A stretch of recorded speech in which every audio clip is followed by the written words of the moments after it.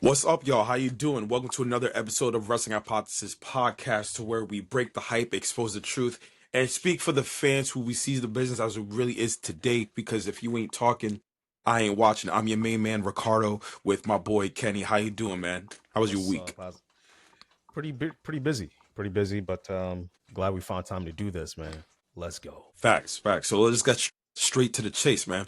So quite recently, WWE put out season 2 of WWE Unreal, in which, just in case people don't know, it's a small little segue or some type of run that we see what happens going on backstage behind the curtain during WWE live events. And after WWE Unreal, both seasons 1 and season 2, it's very understandable and validated by, I might add, based on how fans are frustrated with Triple H's booking with him and his creative team, right? It highlighted some extreme levels of weakness based on his creative philosophy, based on how he runs Raw, SmackDown, and the PLEs. But it goes to show you on what or how we view Triple H today. So to you, Kenny, how do you view Triple H today on how things were revealed on both seasons 1 and season 2 on WWE Unreal with Triple H and his creative team? The same way I viewed him, as always. Which is what? Well, if you watch the show,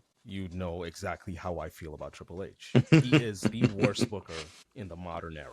Okay, so ever since we've been counting eras, the Attitude Era, the Ruthless Aggression Era, the PG era, he is by far, in a 3-year stretch or 3.5-year stretch, he is by far the worst booker I have ever seen. And I'm not missing any words I mean this shit. Okay. Last year, they decided to reveal how the business works and take us behind the scenes, right? And he has to know, right? Like, this is going to open a, huge can of worms, okay? Because now everybody we're all going to be subjected to criticizing you. Not like we weren't subjected to criticizing you before, but now it's even going to be greater, right? To a greater extent than it's ever been, right? There are no more. It's like criticism on steroids. Yeah, there are no more secrets in this business. So let's just get that out of the way first. So me calling Triple H a bad booker, it's not a secret, okay? He's shown us on Unreal, and we have to look at it from this standpoint. And I've talked about, the ways I feel like Triple H has been the worst booker I've ever seen. We've talked about the creative direction that this thing has taken. We've talked about SmackDown, how inept it's been the past couple of years. We talked about Raw and the lack of storylines, the lack of talent, the lack of young talent, really. We've talked about all of that. But as if I need, so based on all of that, right, you would say, does Kenny really need any more ammo for why he thinks Triple H is the worst booker ever? Ladies and gentlemen, boys and girls, children of all ages, we found out truly how bad this has been. The shit that we've been subjected to last year, he put Road Dogg, as the leading booker, as the head of creative for SmackDown. Road Dogg. And then when Road Dogg was asked, hey, what do you want to do in regards to, who did he say? Who did? Chelsea Green for the United States Championship. Yeah. There we go. Chelsea Green. He said, so he pitched, right? He pitched something to Triple H. He said, he told Triple H, let's just get the title off Zelina Vega and put it back on Chelsea Green. And Triple H asked him, okay, so let's put the title on Chelsea Green. Let's say Chelsea Green is the title holder. Now what? Does she go back to wrestling the same people that she wrestled before? Right? He was like, well, no. Okay, then who do we face her against? She can't lose to Alexa Bliss. She cannot lose to Charlotte. She cannot lose to Jade Cargill, right? And these are very good points, by the way. These are very, very good points that Triple H brought up. Yeah. To his credit. And he was like, yeah, man, I don't know, man. I don't know. Is that the type of leadership you want in your writer's room? And see, and that's the thing. When you have a leader like Triple H that enables that kind of behavior, that you can literally tell him to his face, I don't care. What world does that work? You go into a meeting with your boss, right? Let's reverse roles. You that's watching this fucking video right now, you go into a room with your boss, into a meeting with your boss, and the words that came out of your mouth is, I don't give a shit. I just want this shit to be over with. What do you think is going to happen? There are consequences. They're going to fire you for actions like that. There are consequences for actions like that. And these guys have no fear. They have no fear for their jobs. They have no pride for what they do. They are just fucking coasting by. Coasting. And that is the type of situation, that is the type of culture that the writer's room have. And if your writer's room has that, guess what? You have no fucking chance in hell of creating a good show that's actually beneficial to the fans. If you really want to know why SmackDown was sub 1 million last year, look no further. Look no further to that moment. That moment. That tells us everything we need to know about the culture that has been brewing for so long. You have the best talent, literally the best talent that this company has ever seen. And you mean to tell me in 3.5 years, I'm looking at the stats right now, 3.5 years, the only story that we can look to after the Bloodline storyline, which Vince was responsible for, by the way, right? After the Bloodline storyline, you mean to tell me the only story, the only fucking story that we can all hang our hat on and say this shit was banger from beginning to the end was Drew McIntyre and CM Punk in 2024. Really? That's it? That's the only storyline that we got that was even remotely close to us saying, yeah, that was a fucking banger. Outside of that, we didn't get anything. You mean to tell me in 3.5 years, one storyline was great, and in 3.5 years, you created 0 stars. You didn't bring any new stars to fucking rival the old guys. You have 46-year-old men as the WWE champion. Cena's excluded because it was his last run, and he was actually bringing money into the company. So we understand that. But you mean to tell me that we have 40-plus-year-old men in the main event scene, year in, year out? This ain't it, bro. This ain't it. In Vince's era, we had Edge, we had Cena, we had Mysterio, we had Batista, we had Triple H, we had Chris Jericho, we had many other guys, Kane. We had motherfuckers that could stepping into that main event. If one guy gets injured, guess what? The show moved on, and the quality of the main event scene was there. We weren't hungry for stars in the Vince era. I mean, at one point we were, during the COVID years we were, but that's understandable. But we weren't hungry for stars. There were plenty of stars in the Ruthless Aggression era, in early PG eras. We had many stars. So my thing is, in 3.5 years, you have 0 stars to show. You have one storyline that was actually great. Now we see why. I'm not surprised, man. The worst booker I have ever seen. Okay, so pretty much, I completely understand your sentiment and based off his creative team works, and I can't knock that. So I have 4 reasons of why the way we view Triple H is a lot different. So one, it's overlonging self-indulgent storylines. Despite Triple H likes to play the long game in terms of his storylines, it works against him. It works against him to a point where there's no payoff, and it kills the entire momentum by stretching the storyline to its full potential, no matter who's in that storyline, which is number 1. Number 2 is that he picks favoritism over the workhorses in the roster. For example, why do you think people want people like Montez Ford to get a push, or LA Knight not fully succeeding in terms of people that he should be a world champion?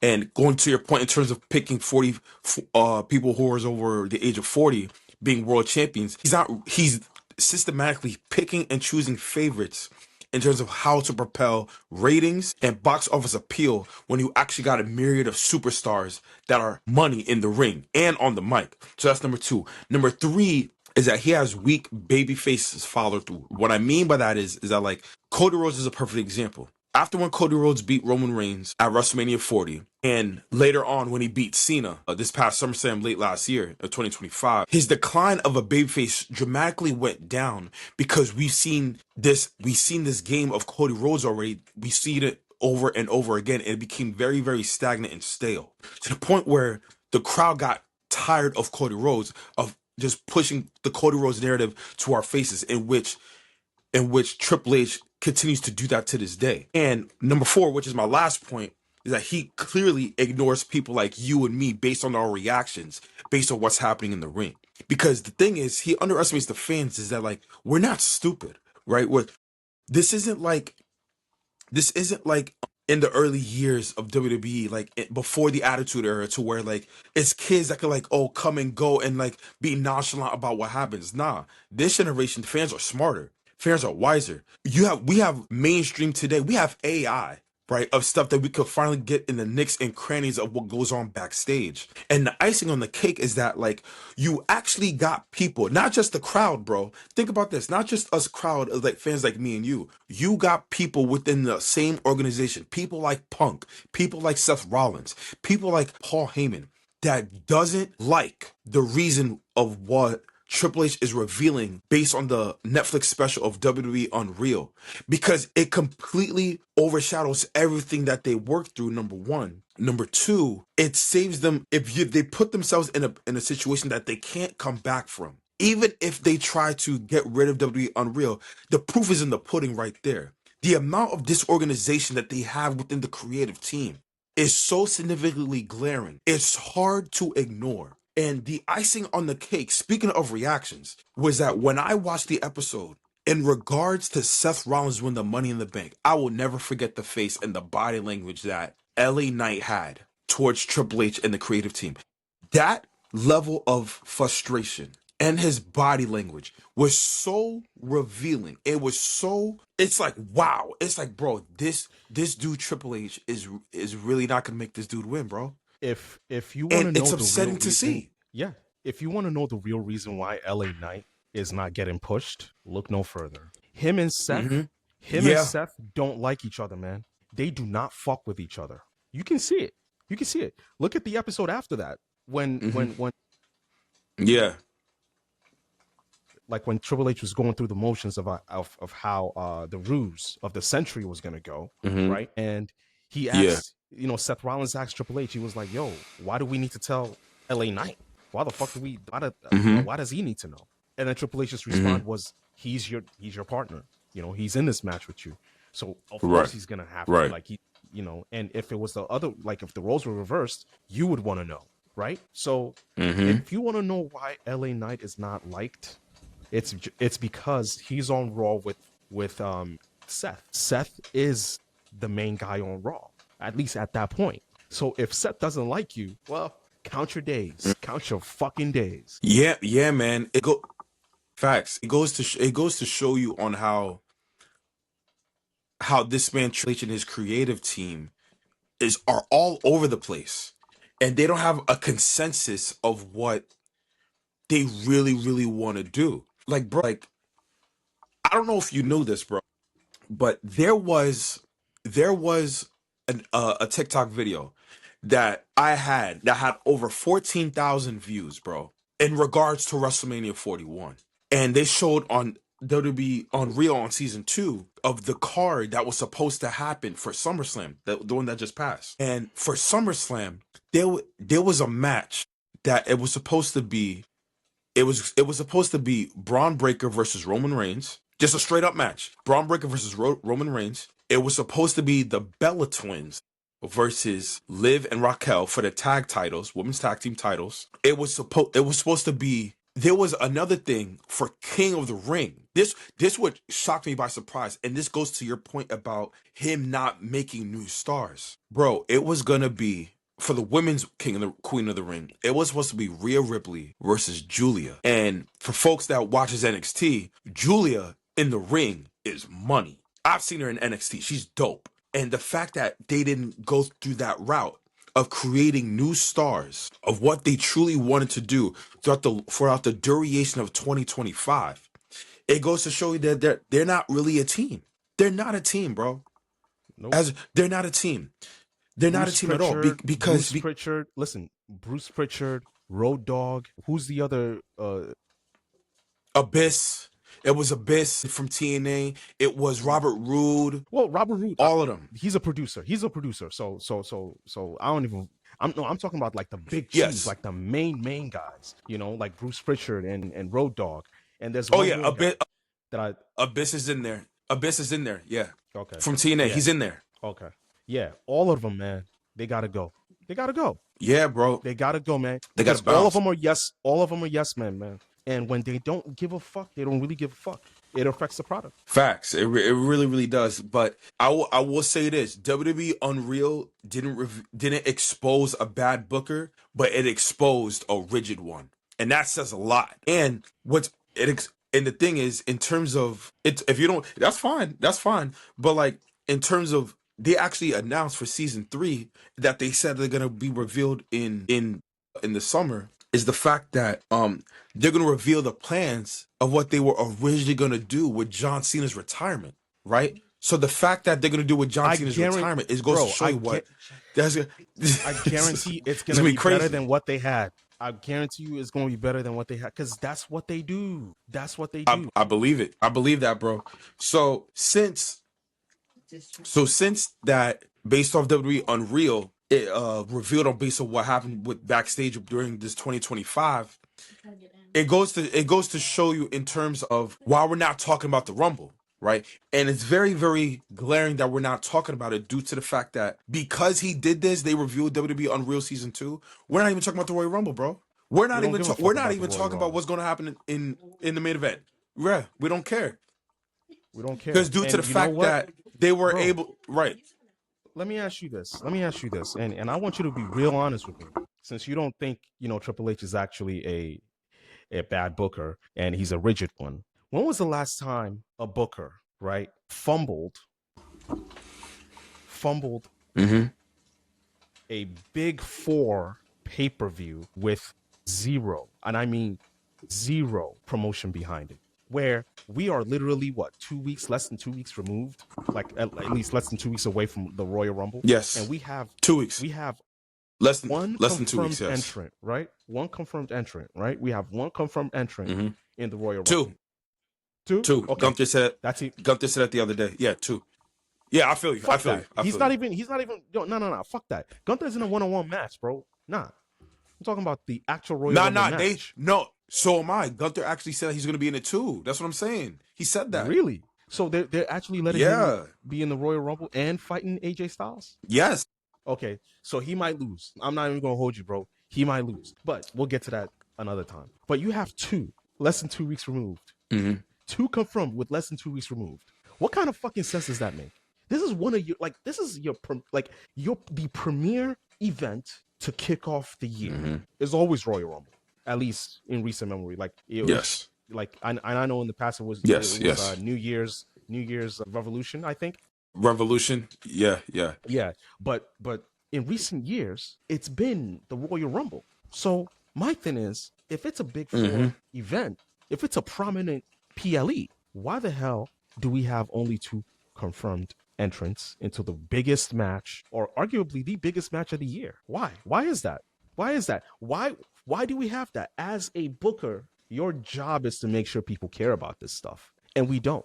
When was the last time we didn't give a damn about a Royal Rumble when Vince was at the helm? Like the real last time, I would go as far as I'll be honest with you, 2011. That was a long time ago, man. It was. Listen, I'm only judging him by what he puts in front of us, right? Like, I'm only judging him by what he puts in front of us. You have the best talent this company has ever seen. The best talent. And we're getting this. This is what we're getting. Like, come on, bro. You can't make this fucking shit up, man. You can't make it up. I feel you. So the thing is, I want you to repeat your question so I can answer it the best I can. Yeah, okay. So let me hear your question once again. Since he's not a bad booker, in your words, he's a rigid one. Okay. Whatever that. First of all, I don't even know what you mean by rigid booker. I don't even know what you mean by rigid booker. You'd have to explain that to me. I know what rigid means. I just don't know what you mean by that. Rigid booker. So what I mean by a rigid booker, what I mean is that, like, he has his good days, he has his bad days, he has his ugly days, but in terms of when he does stuff as a booker, it's like hit or miss. Like, but unfortunately, based on what revealed, it's all everything is juggled based on what I'm seeing, based on WWE Unreal. That's why I say he's a rigid one. He has his good moments, he has his bad moments, and he has his ugly moments. In terms of as a rigid one, that's why I call him he's rigid. I just gave you 0 stars in 3.5 years, 0 new stars in 3.5 years, and 1 great storyline in 3.5 years after the Bloodline saga. I would say up and down due to the fact that I'm not talking about the stars. Is that an up you and got down? me on that. But I'm talking about in terms of mostly bad. In terms of the storylines that he had, not all of them were bad. I'm not gonna hold you. Not all of them were bad, bro. Because okay, Okay, all Okay, right, bro. Cody. He had a So storyline with Cody enlighten Rhodes me and then. Kevin Owens that I Enlighten me, think it was 'cause good. I'm clearly I missing think you would something. agree that was good. I'm clearly missing something. So enlighten me Would you about the think that was good? storylines then. Like, take me through the storylines that he had and ups and downs. Please educate me, man. What? Cody Rhodes and Kevin Owens wasn't good? No, no. What I loved about the storyline, right, was the actual match they had. That match was great. The build was basically Kevin Owens stealing Cody's title, or No. I'm not talking about what Cody did in Winged the Eagle feud. I'm title. talking Like, about in regards to I the don't give a storyline. You don't fuck think that about any of storyline was that. good? I liked it. That does not that means absolutely nothing. Name something interesting that Cody did during that feud. Go ahead. I'll wait. Okay. Name something interesting Kevin Owens did. Aside from steal the title. In terms of what Do you Kevin remember Owens, I don't any remember words like the that top of Kevin my Owens tongue, bro. told But that Cody? storyline was really good, bro. I'm not gonna hold you. It was Name a good. line, an iconic line from that feud. Go ahead, I'll wait. That was over 3 years ago. Remember what happened 3 years ago? Oh, but no. Another was not. That was last. You know what? We don't even have to. Was the CM Punk? He was talking about his kids on Raw. Name one line from that. He was talking about his kids, made it personal. Like, not word he for even word, brought up. He just name one thing. He brought up. That you remember, yes. I understand what right, you're going that with you this. remember. But Drew see, the McIntyre thing is, telling CM Punk. with Kevin Owens, and yes, yes. When you say that wrestling fans are not dumb, this is exactly what you're talking about. We know a good feud when we see one. Okay, we know a good feud when we see one. You can't tell me that someone took a shit on the fucking front porch and then tell me it's a fucking hamburger and a fucking kid dropped it there. You can't tell me that. You can't. I can tell when these guys are going through the motions when they're not trying. That match, they tried. Whoever produced the fuck out of the Kevin Owens and Cody Rhodes match, that match was fucking beautiful. It was great. But that feud, the only thing I remember about it was Kevin Owens stealing the championship belt from Cody Rhodes and Cody being butthurt about it. That's what I remember from the storyline. So if you're gonna sit here and argue, right, that Triple H put up some great storylines, listen, man, he did. But there was only one time I remember that. Okay, there was only one time I remember that. So do you have another feud? Give me some time, man. Put together? I got you. I'll give you. We can go. Shit, that was so great. I could give you another one. Okay, what about Dominic Mysterio? Of course. What he did with Dominic, bro. I might be wrong. What he did, like Dominic Mysterio and no, I'm saying Dominic Mysterio when he turned on what's it called Rhea Ripley and go to Liv. Okay, that one. I'll give you that one. I'll give you another one to where I'm not going to hold you. I don't want to say John Cena because that wasn't really much of a feud with Gunther. I'm not giving you that. I'm not saying that. It's the stuff out here, man. Which is why I just said it. I just said that. I'm pulling strings here. Not much of a few, bro. They never stepped foot in the ring face to face. What are you talking about? Next, I know, but he ain't my boy. He's not my boy. It's kind of crazy. Yeah, you trying to listen. You trying to do, and I'm not trying to listen. I'm not trying to say he's your boy or anything, but you're trying to give him. You're trying to. I know, but you're trying to help him out. Okay, you're trying to help. You're trying to help Triple H out. Okay, and look, I get it. I understand it. I'm not sitting here. I'm not sitting here saying that you shouldn't defend him. I'm simply saying we gotta judge this man. Okay, by what I completely understand your point in terms of that because it's very hard. Just to keep it a buck, it's very hard that we are being disingenuous as fans. What he's done after 40, because for me, I think we both agree after 40 is where we could really judge Triple H. We agree there, right? After WrestleMania 40, right? Okay, so we agree. On that. So it's very, very hard to calculate on how much good things or much more great storylines he's had. Because the storylines he has is very minuscule. It's very small. I'll give you the CM Punk and the Drew McIntyre. I would also say I think you would also agree the rise and elevation of Dominic Mysterio. I would also say that he created more stars in the women's division. He got Io Shirai. I said Io Shirai. Io Sky. I'm sorry. You don't give him that. But that's my point. Whoa, time out. No. Triple H was the one that made him a star in the first place. That's what I'm saying. Io was already talking about. Hey, I can barely hear you. You're breaking up. No. Yeah, okay, go ahead. Go ahead. No, on the main roster? Or are you talking about NXT? Yeah. I'm telling, okay, before Triple H took over in 2022. Right. Okay. Can you hear me now? Before Triple H took over in 2022. No, I'm saying when she was in NXT, was already when a Io star. was in NXT, Triple H was still in NXT. Already a star. And that's what I'm saying. Right. So we can't credit Triple H for making Io a star when Io was already a star. We don't give a fuck about any of that. Bro, we don't give a fuck about any of that. We don't give a fuck about anything Triple H did in NXT. We don't care because that's not the subject matter. If you want to judge him on his NXT stuff, we can have that conversation any day. No. So what but I'm saying is tonight. What I'm saying is that it ain't tonight.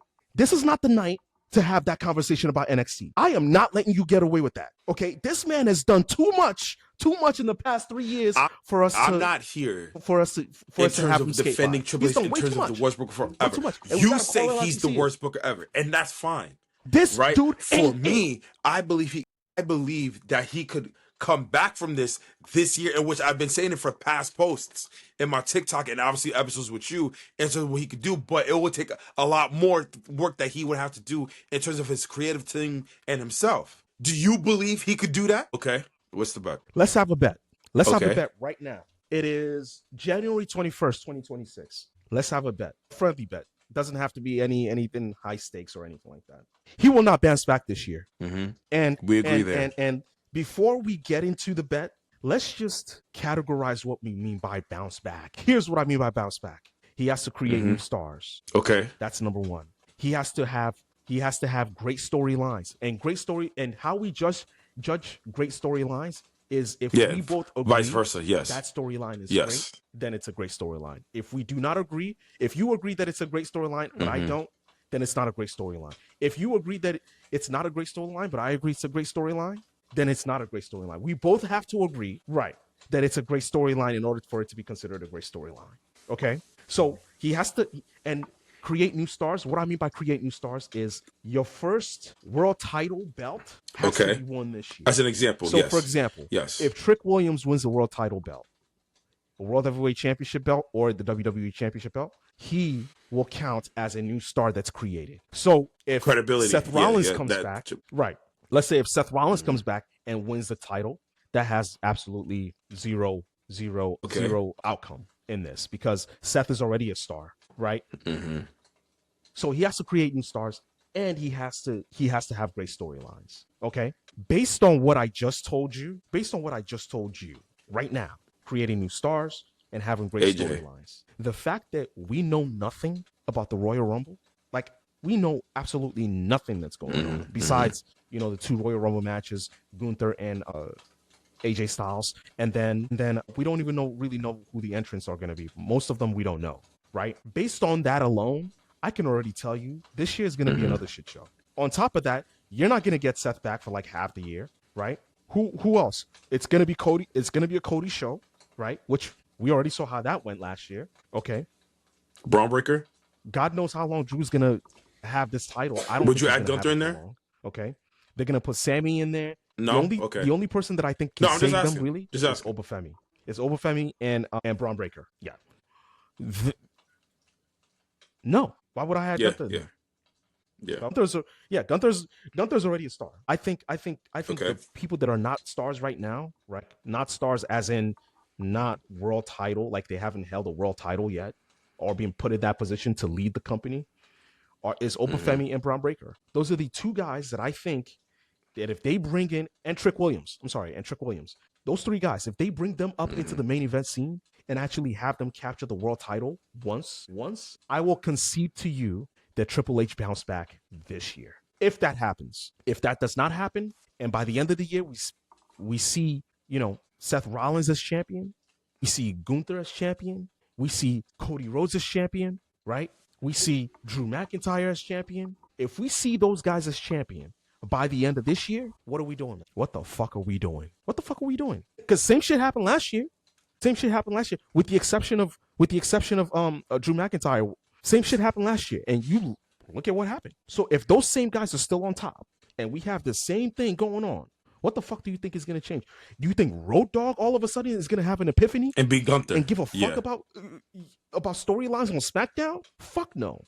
You think Bruce Pritchard His dumbass wanted fucking Pat McAfee to fucking go over Gunther at Backlash. So you're sitting here telling me Triple H is rigid. Oh, he's rigid.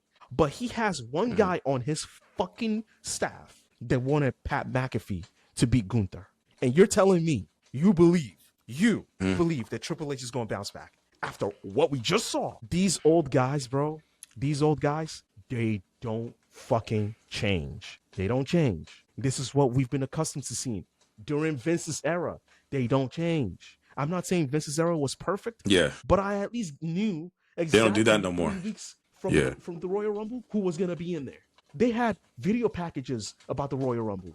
They had ads printed about the Royal Rumble. Okay? For some reason, they have this big contract with ESPN, but you can't make an advertisement for the Royal Rumble. The biggest sport program, the biggest sports channel in the world, you can make that argument, in the world, is contracted with, and the mainstream media doesn't know about the Royal Rumble. Not one star has been on any show. He could possibly any sports program he could bounce back by allowing the stars to be the stars. Back this year.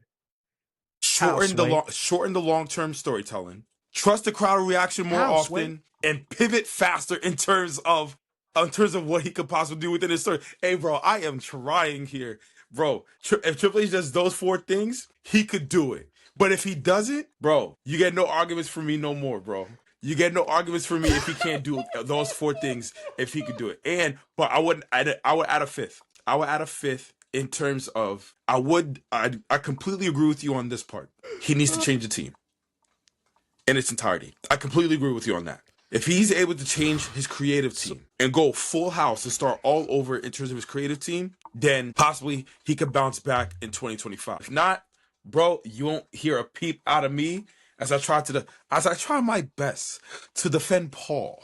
And I can't defend Paul right now. And I'm trying here. And I'm not doing a good job, but I believe that with guys' ears, he could possibly do it. Bro, January is already a shit show.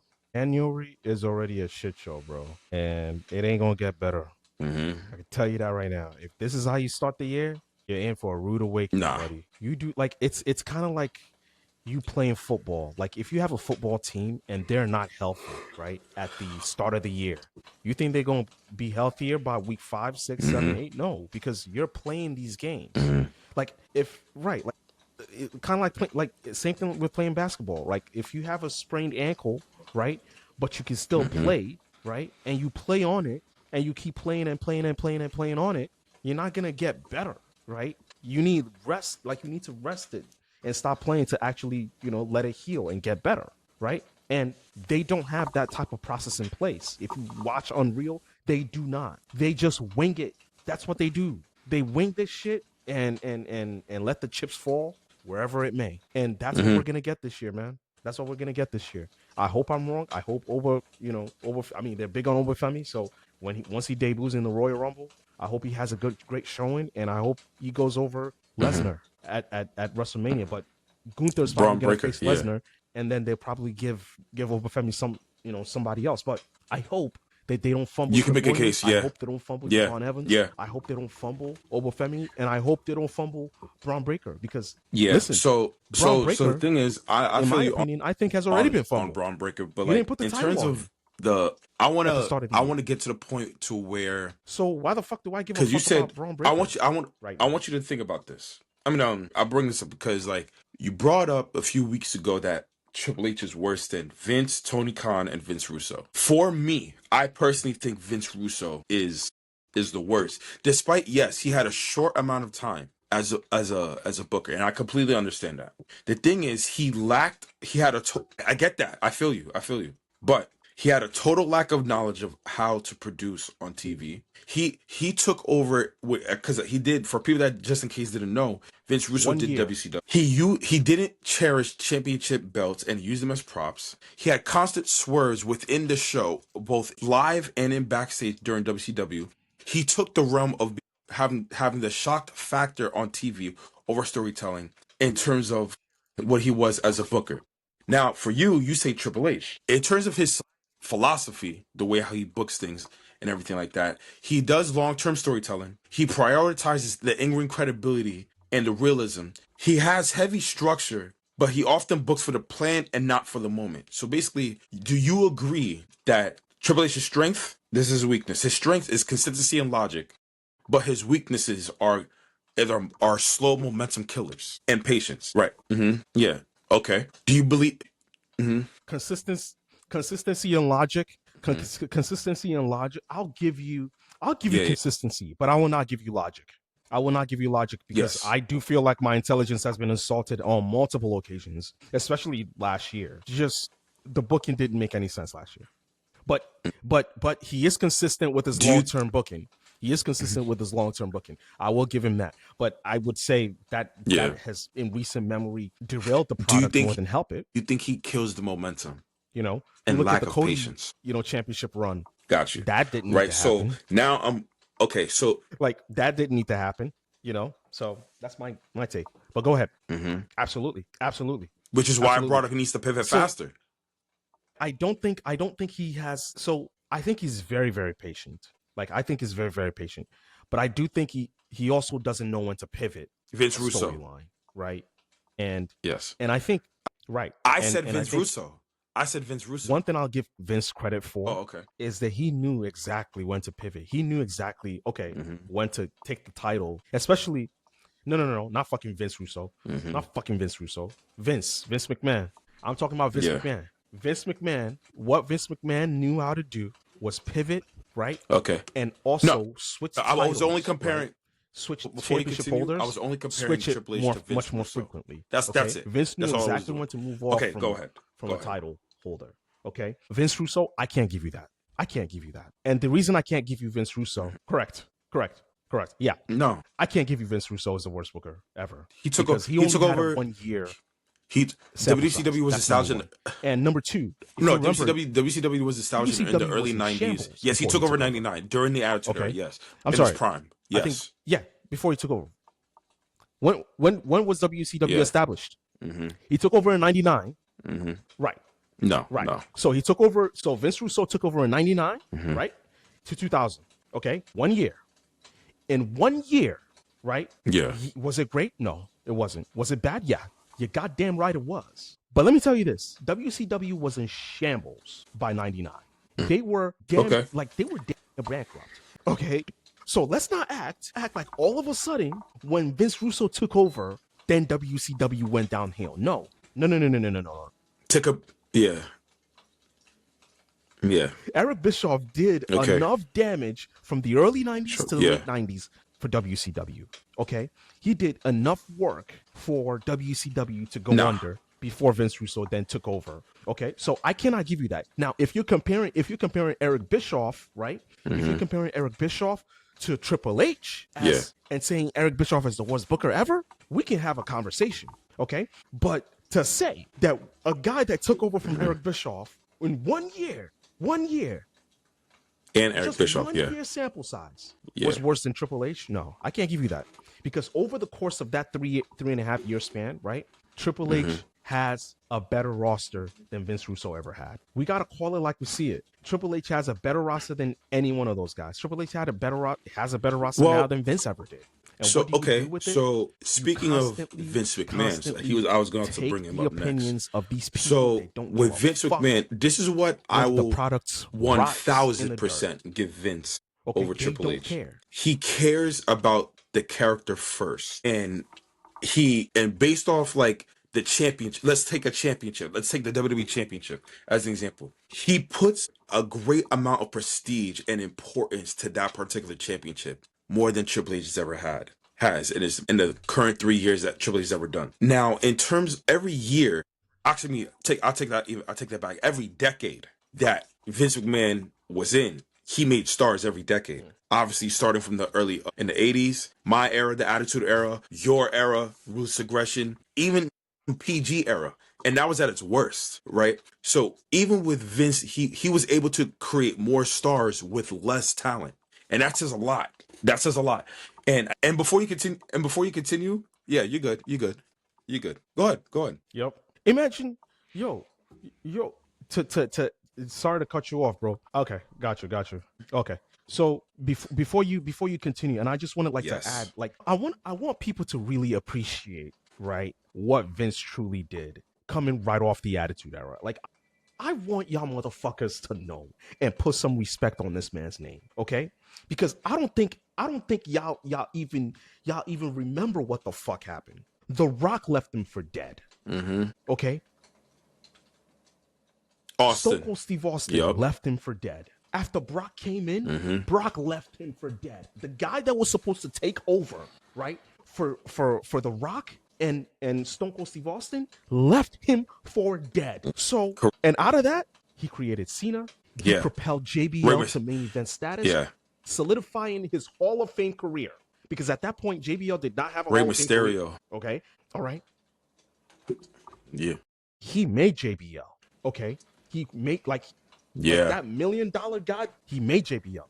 Batista, Randy, right? He Triple H revealed came on yeah, into the yeah. main event. Rey Mysterio, right? Eddie came on into the main event scene, right? Chris Jericho came on into the main event scene. Edge came into the main event scene. Guys, you see this? Yeah. My hand. You see? Y'all see this? Y'all see this? Y'all see this? I just named you 9 motherfuckers, and I'm not talking about 9, just like 9 regular motherfuckers like nowadays with Triple H. No. I'm talking about 9 motherfuckers that you Yeah. can put the company on their fucking back, and they'll Yes. take you to the fucking moon. That's what we had. We had these motherfuckers that would fucking take your head off and kill you for that main event spot. That's what we had. So for people to sit there and literally argue with me on this shit, Roman Reigns is leaving too. that in a Very 3-year soon. span, we had no stars from Triple H, where Right. Cena has left you for dead. AJ Styles is going to leave Seth you for Rollins. Yeah. Okay. Randy Orton's on the come up. dead. Roman Reigns, man, that dude already left him for dead. He just doesn't know it yet. Okay. Who else? Who else is retiring? Brock is about to leave you for dead too. Okay. Triple H in a couple of years is going to leave you for dead. Right? Randy Orton is about to leave you for dead. Ladies and Yeah. gentlemen, if this was Vince McMahon, we would have already had stars right now ready to take over. When Cena left early on to go to Hollywood, we had the Shield. Okay, we had the Shield, and you know what the Shield did? You know what Vince did with the Shield? They created new stars. Okay, they created new stars out of the Shield. The Shield, each member had their own moment. Yeah. And what happened when Finn Balor came into the mix? He got his shine too. Unfortunately, he got injured, but he got his shine too. What happened when Kevin Owens later on came into the scene, propelled to the main event status, right? All these guys that I'm talking about, this business is not hard. It is not a hard business. There's no reason why Kevin Owens comes Or into the girl. main event scene, bodies Yeah. John Cena on his first night, instantly a star. Instantly a fucking star. And you're telling me in 3.5 years, So you cannot create one in terms guy of that we can all the hang roster our hat on that and say Triple H and currently say, has, you are yeah, right that they this have is person the best that's roster going of to all take time, us as far to as the I'm fucking concerned. moon. But you see, the thing is Come on, how bro. you and I, What we the love fuck are we talking and about marvel here, and man? respect Vince McMahon, what he did for the company. He actually brought that competition fervor in each era, right? Like when you bring up the attitude, when you actually had, think about this, bro. You had a legitimate, in terms of attitude and ruthless aggression, and to some degree the PG era. You had at least 10 franchise stars, at least 10 that could each. No, that's what I'm saying. At least, that's what I'm saying. Yeah, that's what I'm saying.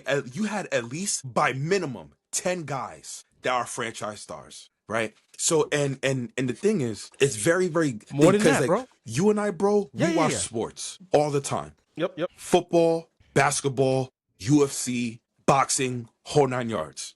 The one thing that matters in a sport is competition. It's competition, right? What Triple H has allowed these stars to do is that he allowed them to be too relaxed. He did not hold them accountable to a point where they need to be held accountable to the feet to the fire when shit hits the fan.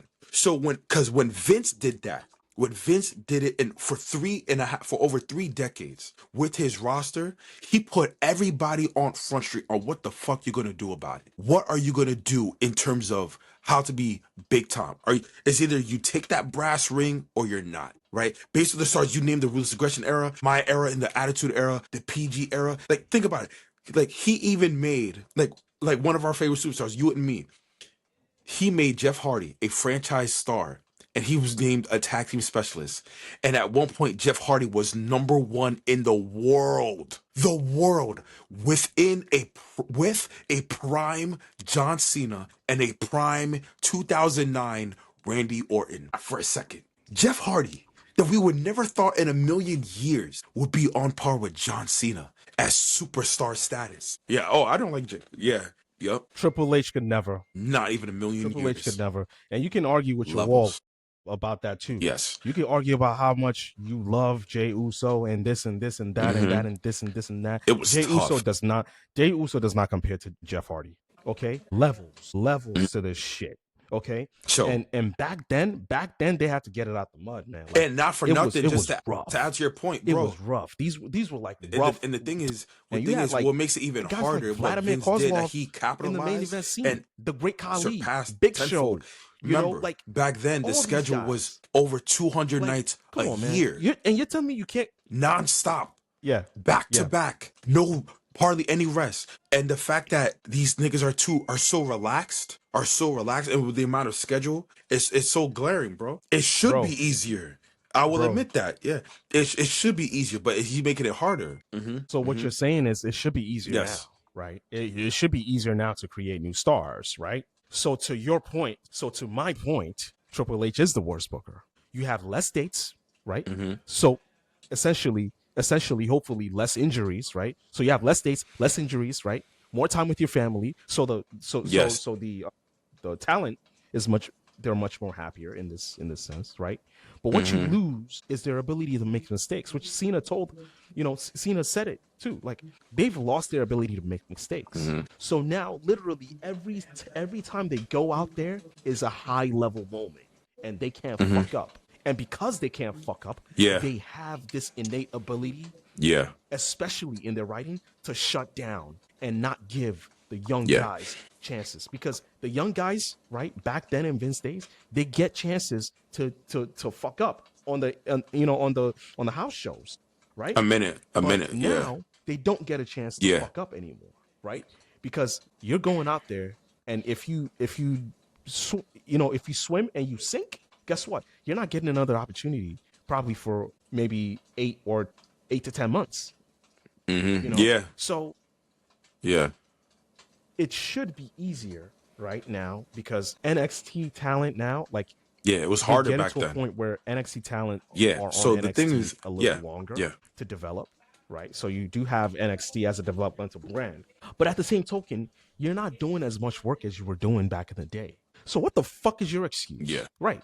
So what the fuck is your excuse? Why can't you figure this out? And less dates, a lot less dates. Talented guys. Because you see, they're doing because the thing is, and in terms of much more talented than in terms of Triple H, so you got more talent as of right now. The way I personally view him right now, you can't figure this shit out. And I personally view him, and the way I'm looking at him is like, I'm like, bro, you are right now the most underachieving and disappointing booker right now. Because if the roles switched, if Vince and Triple H switched, bro, and Vince has all the luxury that Triple H currently has right now, bro, we're talking about he's made 15 stars, brand new box office attraction stars. This is Cody Rhodes, yes, more storylines, absolutely. Oh yeah, we would have had multiple champions last year instead of just John Cena and Cody, right? We would have had multiple champions last year. Braun would have definitely beat Punk. More storylines between title belts. Like,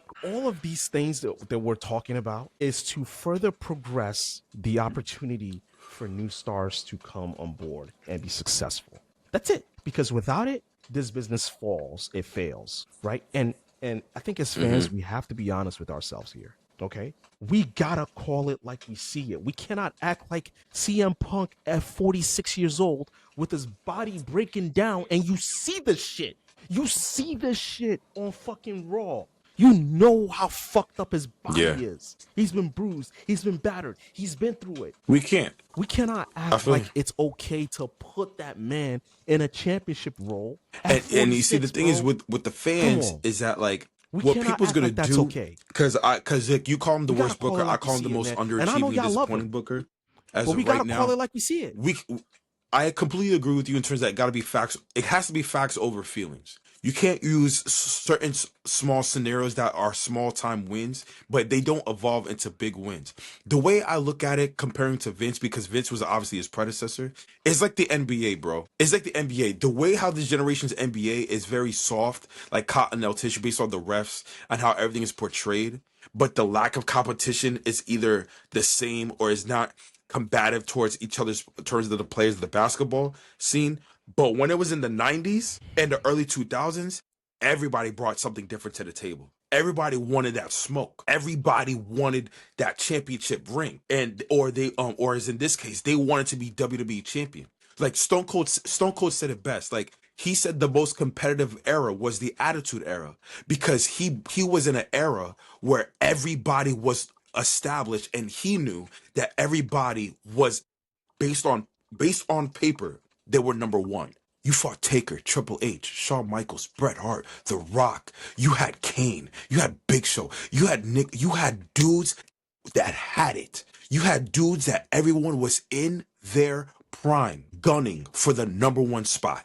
And you look at this era, that everyone is severely talented, way better on the mic compared to the Ruthless Aggression era and the Attitude Era. Way more talented than they were to their predecessors. And Triple H is not capitalizing, to a point where you're having us fans losing our interests. Triple H is disrespecting the fans in terms of social media, telling us to shut up and watch. But yet he uses social media, like people like you and me, to get their fans' reaction, which is entirely hypocritical, right? And he loses his structure because it drifts off the point in terms of what he's trying to do long term. Sometimes you just gotta cut straight to the chase and just go with it. But in terms of the superstars, it's very sad to see, man. It's very sad to see both men and the women in terms of what he's not further capitalizing to what Vince taught him and to what he learned from Vince, and not capitalizing on who the superstars he has right now. Yeah, so it's really sad to see, man. Yeah, it's really he may be Triple H may be a disciplined architect, but he's a very, very poor improviser in terms of what he could do within this roster. Couldn't have said that better myself. But that's the show, guys. You're just looking for words to save his ass. I bro. agree. You're just looking for, at this point, bro. You're just looking for words to save his ass. You could have just said you agree with me, man. Like, just say it. I agree with you. I hate agreeing with you, but I have to agree with you. Now, yeah, but two things can be true. Yeah. Mm-hmm. Yeah. I would be cool with that. Man. Yeah. I mean, look, two things can be true. You can agree with me on this, and still say that he's gonna bounce back this year. Yeah. Okay. You can keep that same energy and say he's gonna bounce back this year. But you can also say, "Yo, I agree with you based on what I saw last year." You get what I mean? Just to my credit, but like I said, it remains to be seen. But like, yeah, guys, that's the show. The Wrestling Hypothesis podcast, where we break the hype, expose the truth, and seize the business, what it really is today. Because if we ain't talking, I ain't watching. Kenny brought the smoke of calling everybody out that Triple H is the guaranteed worst booker of God's green earth. I'm your man, Ricardo. That's my man, Kenny. Hopefully we see you soon. Be safe, y'all. Peace.